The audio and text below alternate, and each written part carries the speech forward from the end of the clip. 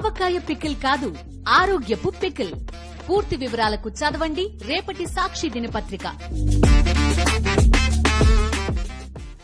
ఇది కేవలం సమాచారంగా మాత్రమే భావించండి. వైద్య నిపుణులను సంప్రదించండి.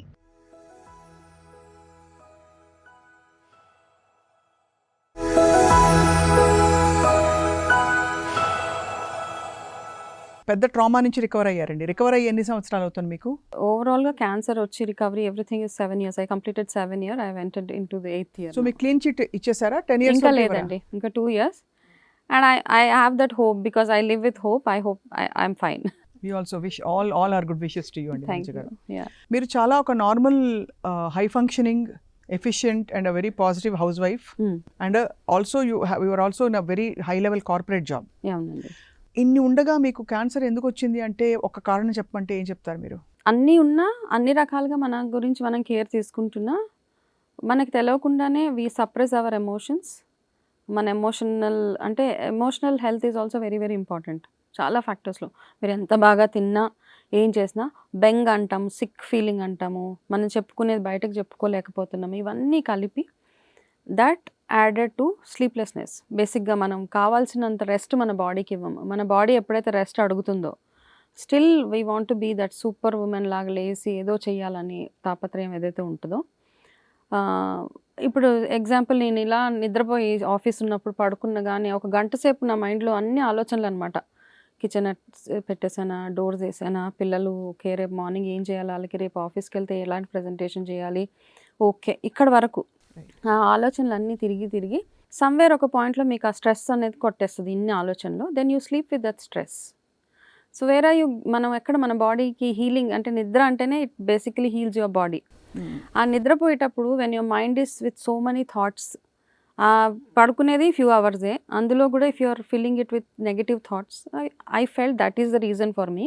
ఎందుకంటే నాకు వేరే ఏ కారణం కనపడలేదు నాకు క్యాన్సర్ రావడానికి. అదర్వైజ్ చాలా healthy and happy, very healthy. మీకు అసలు ఈ అన్నోన్ స్ట్రెస్ ఎలా డెవలప్ అయింది అంటే, ఎందుకు నేను ఇది వ్యక్తిగతంగా మిమ్మల్ని అడగడం కాదు కానీ తెలుసో తెలియకో మన పరిస్థితులు ఎలా ఉన్నా కూడా ఆ స్ట్రెస్కి అందరం లోన్ అవుతాం. అందుకే అడుగుతున్నాను, ఎక్కడ మీకు బాగా ఇది బిల్డప్ అయిపోయిన ఎక్స్పెక్టేషన్సా, లేదు ఇంకా ఏదో పర్సనల్గా నేను ఇంకా చేయలేకపోతున్నానని ఒక డిస్సాటిస్ఫాక్షనా? నార్మల్గా కెరీర్ పరంగా చూసుకుంటే ఐ వాజ్ వెరీ అంటే చాలా సక్సెస్ఫుల్ నా వరకు. For me I'm super successful compared to anybody else. No comparisons నాకైతే. బట్ నాకేమనిపిస్తుంది అంటే నేను okay, I'm decently in a very good position, so I'm good అనిపించి అక్కడి వరకు నాకేం ప్రాబ్లం లేదు. పర్సనల్ ఫ్రంట్లో ఫైనాన్షియల్గా ఇవన్నీ చూసుకుంటే I never had any kind of stress frankly speaking. కానీ ఎక్కడో ఎవరినో ప్లీజ్ చేసేయాలి, ఏదో నా రెస్పాన్సిబిలిటీస్ నేను 100% ఫుల్ఫిల్ చేసేయాలి, అందరికీ నేను ఒక మదర్ తెరేసా అయిపోవాలన్న అదైతే ఉండదు. అది స్వార్థం అనుకోవచ్చు, ఒక్కొక్కరికి ఒక్కొక్క ఇంట్రెస్ట్ ఉంటుంది కదా. ఐ థింక్ నా విషయంలో దట్ ఈస్ అంటే ఐ వాంట్ నా 100% నేను ప్లే చేసే ప్రతి రోల్లో నా 100% ఇచ్చేయాలి అనిపించేది.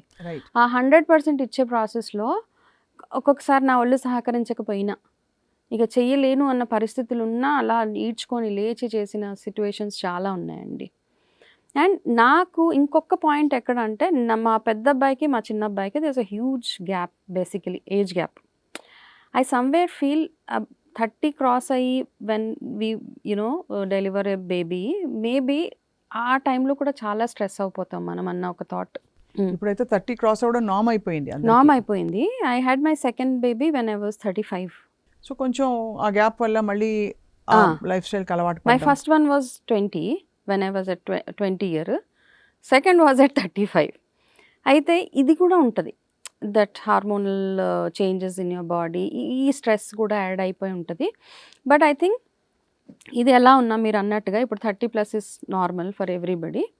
But rest of the things సరిగ్గా అన్నీ తిన్నా, అంత ఎక్సర్సైజులు చేసినా I never gave adequate rest to my body.